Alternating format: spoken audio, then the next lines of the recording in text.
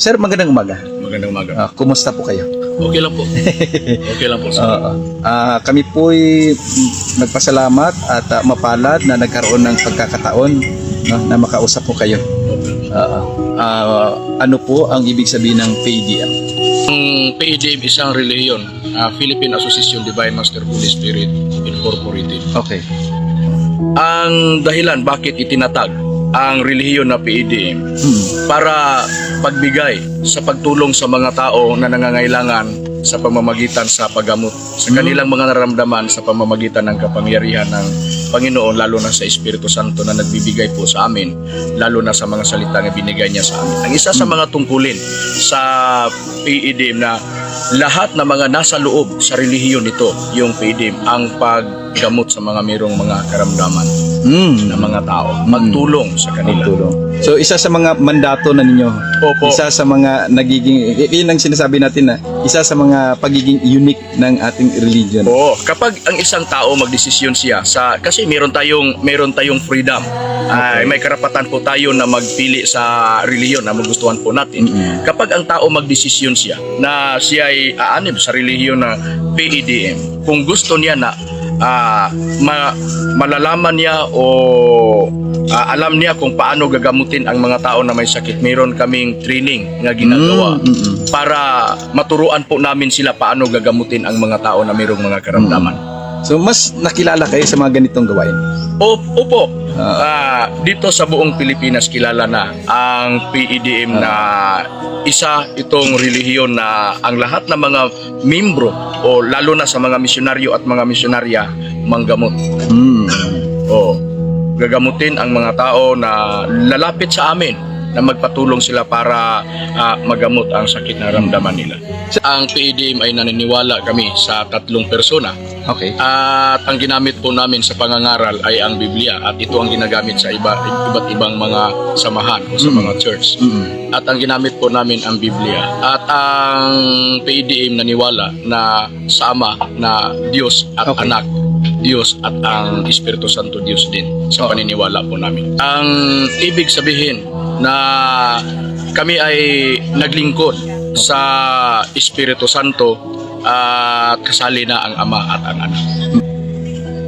Merong kaibahan dahil iba-iba ang practice sa iba't ibang mga relihiyon. Okay.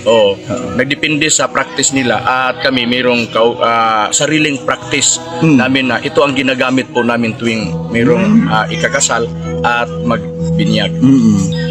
Ang nakaudyok bakit na itinatag ang relihiyon na PDM dahil sa Espiritu Santo na siya ang nag-utos sa amin. Siya ang nag-utos sa amin at siya ang nagtuturo sa amin na ito ang gagawin po namin, at binigyan kami ng mga bagay na gagamitin po namin tuwing tutuparin na namin ang aming tungkulin. Ito ang lahat ng mga gawain dito sa PDM ay nakaangkla sa Espiritu Santo. Dahil hindi namin gagawin kung hindi siya nag-utos sa amin. 2 taon pa ang PDM mula itinatag ito. 2023 December 29 at narehistro sa gobyerno sa Pilipinas March 6 na ang pagkarehistro sa relihiyon na ito. Kaya nung itinatag na, nakikita ko na ang mga tao ay marami na ang umanib sa relihiyon na PDM dahil mayroong mga nakikita nila, lalo na sa mga himala, na tuwing ginagamot sila sa makasamahan po namin sa PDM, ang nangyari, ito ang dahilan bakit nagdesisyon sila nga umanib sa relihiyon na PDM. At nakikita naman, masaya po ako o kami na mga ministro at mga opisyal dito sa PDM dahil ang mga tao, marami kaming mga kasama na katulong po namin para ipalaganap ang kapangyarihan sa Espiritu Santo sa pamamagitan sa larangan sa paggagamot. Sa ngayon, sa iba't iba na mga nakikinig ngayon sa nitong programa mo,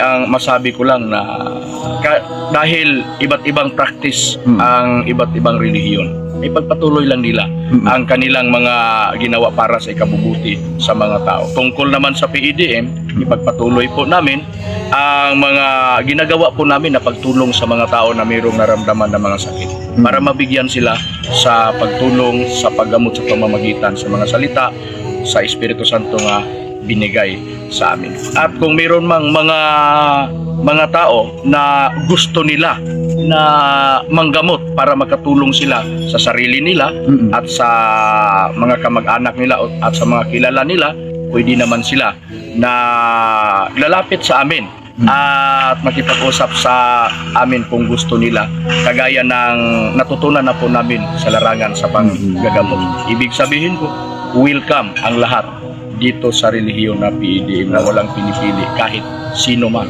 ang tao na gustong umanib sa relihiyon ng PDM. Ayun, sige. So maraming salamat, sir. Okay. Maraming salamat.